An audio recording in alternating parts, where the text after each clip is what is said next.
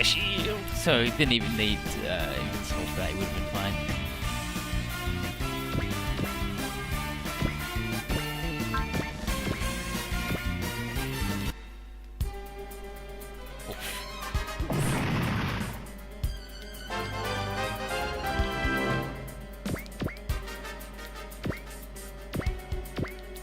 Shin is now slow because the sword impulse is slower than the force.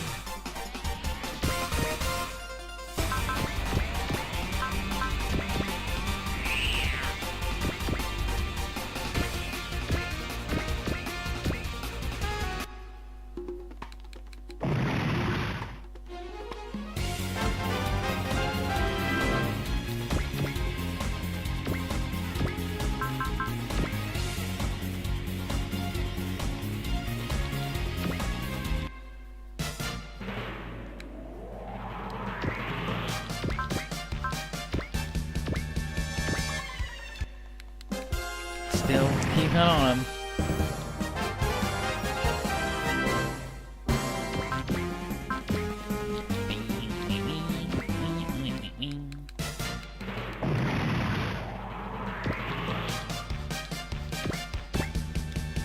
I miss the hand ones.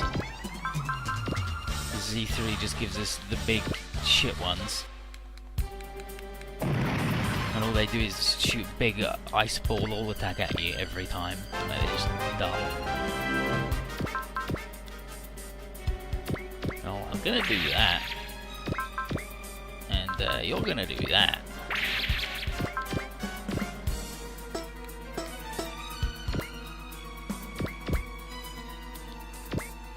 We're gonna waddle our way over here until God Mars can finally help.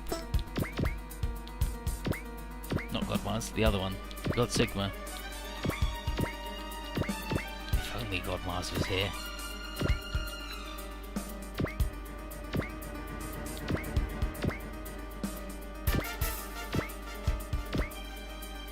Punch that fucker.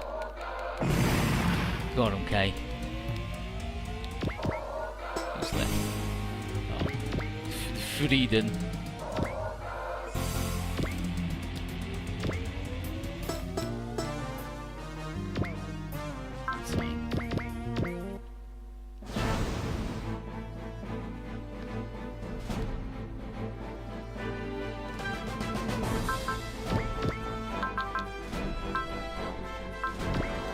So mad. So mad.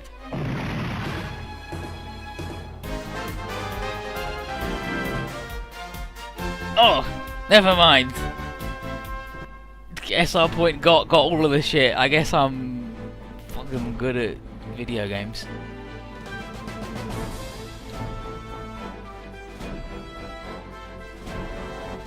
We did it, Aquarium. We took down all of the things. Nice work, everybody.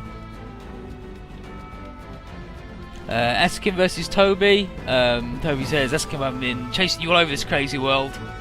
Askim doesn't say anything. So I'll take you down today and I'll raise a glass of beer for the chief's soul.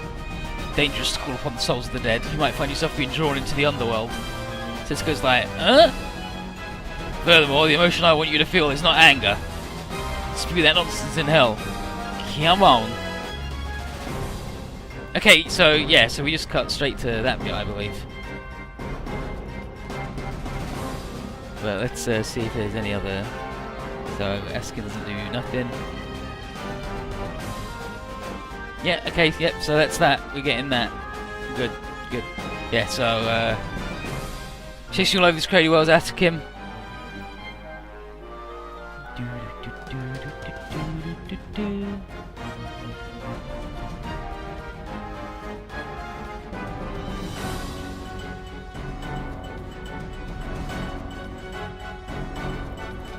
This is irritating because he killed him.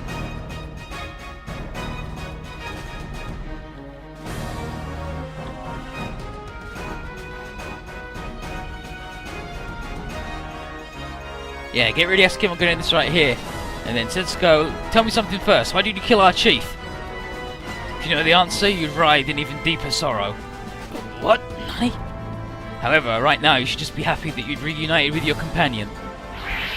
We'll meet again, my jeweled offering. And then he flies away. He vanished. Can't chase after him. Asakim Dowan, the chief's killer.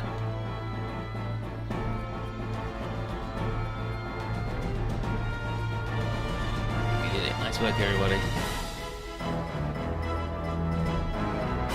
So Pierre's like, wow, everything went easier than expected. And Silver and Apollo are glad that we helped and also didn't get in the way. Tali gets in touch with the Aquarian and says, do you have any information you can give us on the fallen angels? And Apollo's like, why do you care? It's like they're Diva's enemies. You're better off fighting other humans. And she's like, what the? We're not doing this because we like the war. And Pierre's like, oh, Apollo, why can't you just be a bit nicer? He's like, anyway, we've got to get back home, or Pops will never let us hear the end of it, Pierre. And then Pierre's like, sorry everybody, a lot happening, a lot going on, we need to leave. And Jiren's like, wait, hold up, Apollo, wait! He's like, see you, Jiren, thanks for the lizard meat! And he goes. Julia's like, what the? How could such an arrogant, uncooperative man pilot a combining mech? AG says he'll even take Toga as the pilot over that guy any day. And I don't say anything. And then Mizuki's like, I see the Toga got a little bit annoyed by that. I guess that's a step in the right direction. Jiren says he's a nice guy despite his flaws. And Gabe's like, wait, you know that dude? Garrett says they hung out for a bit in the previous world. Luna and Maria sees that the GX is similar to the second stage units. He's like, hell yeah, it's a Gundam.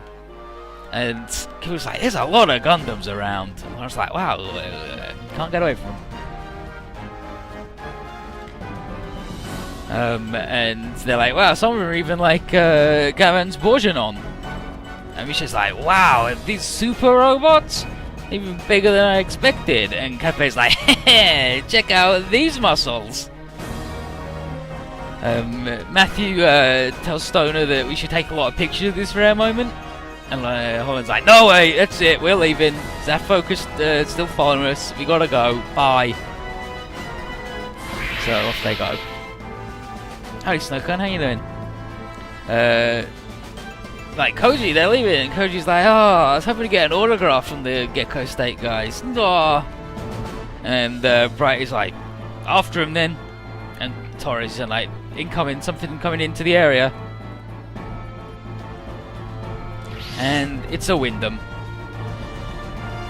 And it's, this dude is like, okay, so that's Saf, the Aegi, the Aman, the American, alright, the Korea, alright, Ameria, yeah, confirms everybody's here, and then he's like, King Bill, yeah, Grand Knights, yep. And then he introduces himself as Captain Lowen General of the new Earth Federation Army Special Forces Chimera Squad. Lowen General. Lowen is in Lion.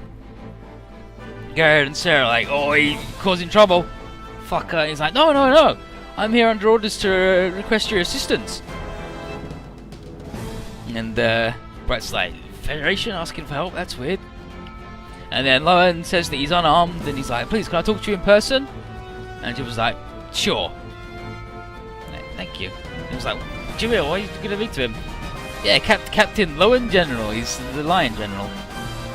And the General says that he thinks that this is to do with Tifa's premonition, and he wants to know more.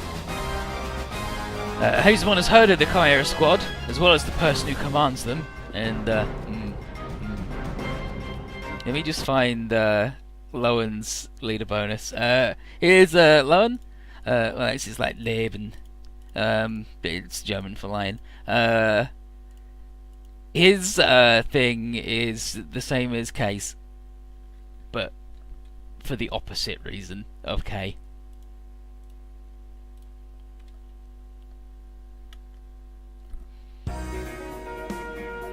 So he's on board the Minerva, and Bright and Tara like, so did he come? Like, are you sure he came along unarmed? Because he's either very confident or very naive. But Lowen does his introduction, and Gwen then says, if he came knowing that nearly all of us are opposed to the new Federation. He says, I did. Only a handful of people in the army know that he's even here. And Elsie's like, oh, a secret mission!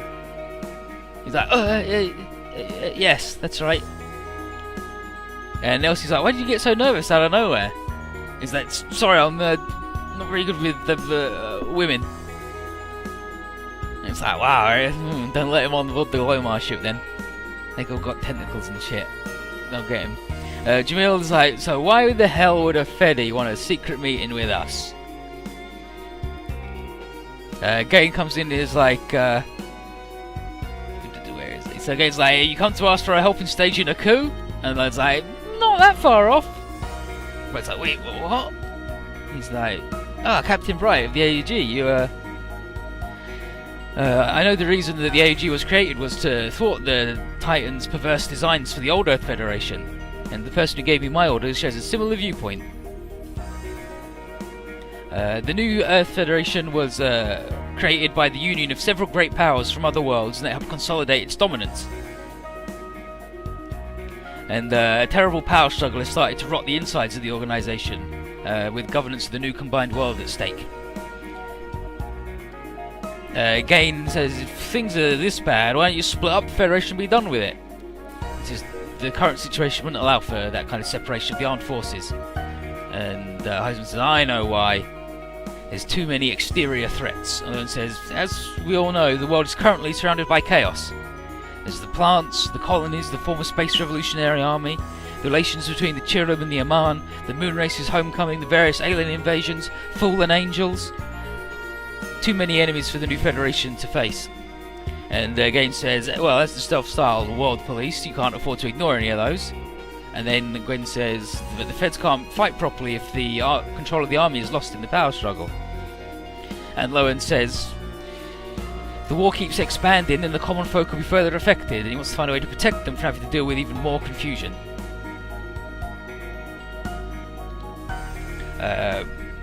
Bright and Talia then say that Dorandal wishes the same, and that's why he ordered the Minerva and the Agama teams to only attack structures directly controlled by the Titans. And Lowen then says, facing this, that they've been gathering supporters in secret as a way to initiate a reform, and that's why he came here to request that we join their fight to protect the world order. His proposition is to continue fighting the forces that drive the Federation army apart, but add the aliens and other external threats to the list. Basically a fusion of Zaf, Daug, King Beal and all their missions.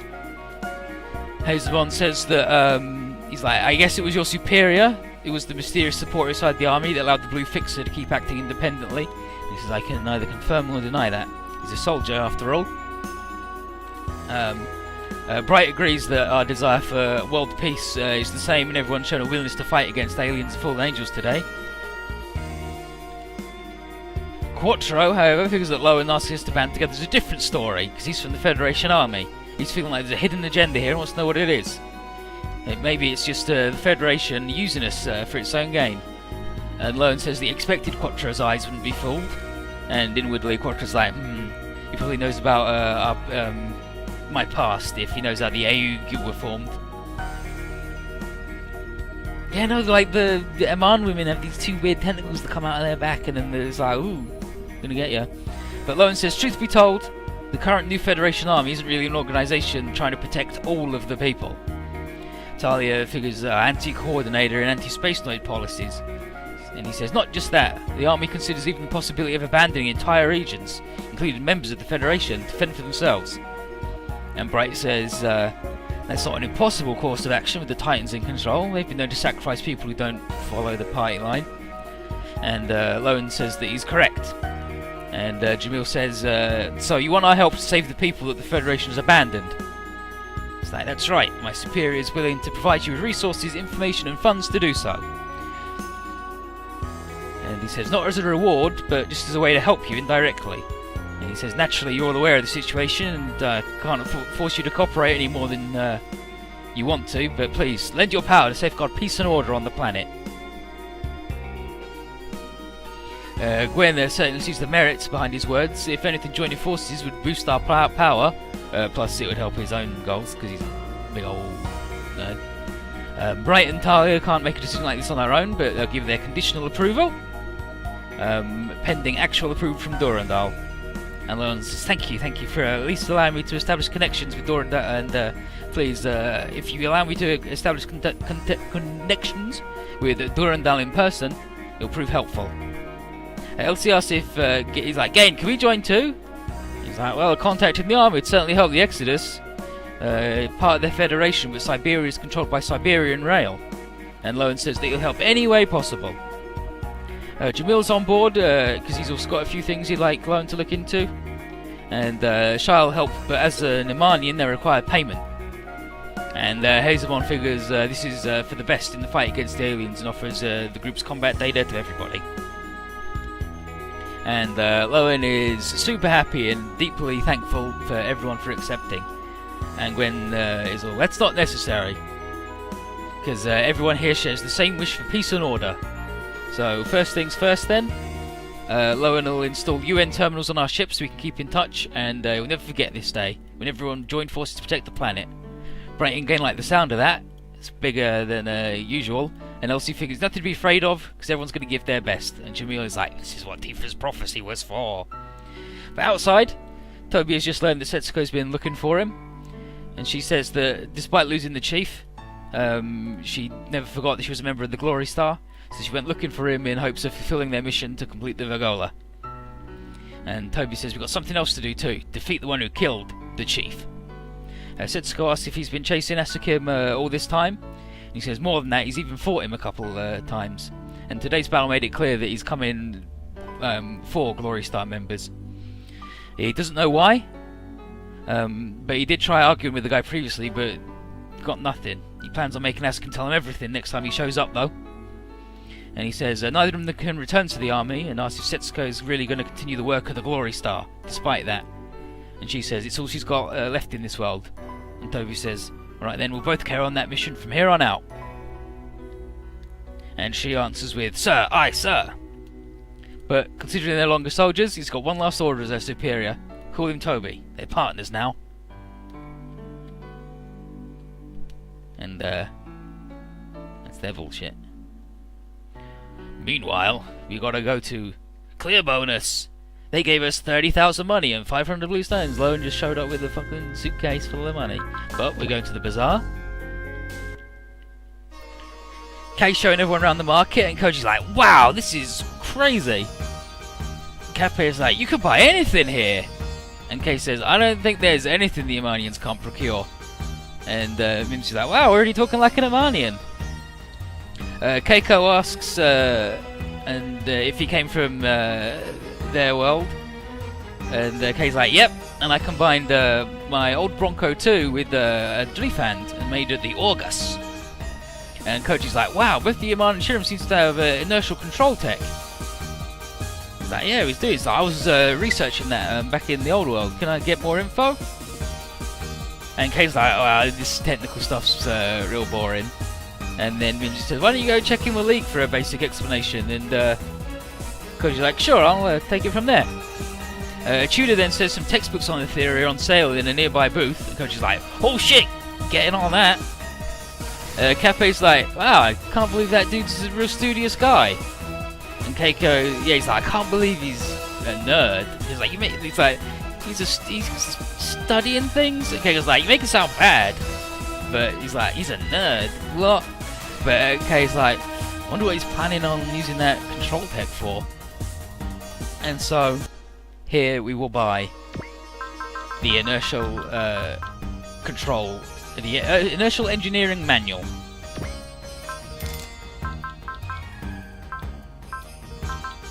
So we did it. More booster. More chobum. And with that, League and Koji put it together, and Koji thanks League. He says, no thanks are needed, any engineer would be glad to work on a mech from a different world. And it's a good way to pass the time during Shai's meetings. And Kei's like, oh, so you use the inertial damage? He's like, yeah, I used it to make some sort of used the new alloy Z we got before and the inertial control system. He's like, you made a flying saucer? And Kefir's like, hell yeah, I can't believe you made a UFO out of all that junk. And he says, it can't be a UFO because that stands for unidentified flying object. So this is a TFO, a terror flying object. And Maria's like, I think that would be actual garbage in a fight. And Koji's like, no, it's no problem. You just don't understand a man's passion, Maria. And Leek said, I don't know, dude, it looks pretty shitty in a fight. And he's like, I got a few things lying around that could do the trick. And Koji's like, hell yeah, let's slam it on. I'm gonna prove to Maria how powerful the new TFO is. And we get a new mech, and it's fucking incredible. Let's crack open the TFO. There it is. Look at it. And Brunam says it's a support unit, but it's super good. Small and agile, has repair and resupply. Has a post-movement ammo-based tri-attack with 4 ammo. So that's a whole lot of them. And it's perfectly reasonable to put it in the front and just spam that and switch away once it's spent. And he likes to put Maria in it, because she's a support character with an offensive lean, just like the TFO. And we get it like a million stages earlier. Like 9, but at the end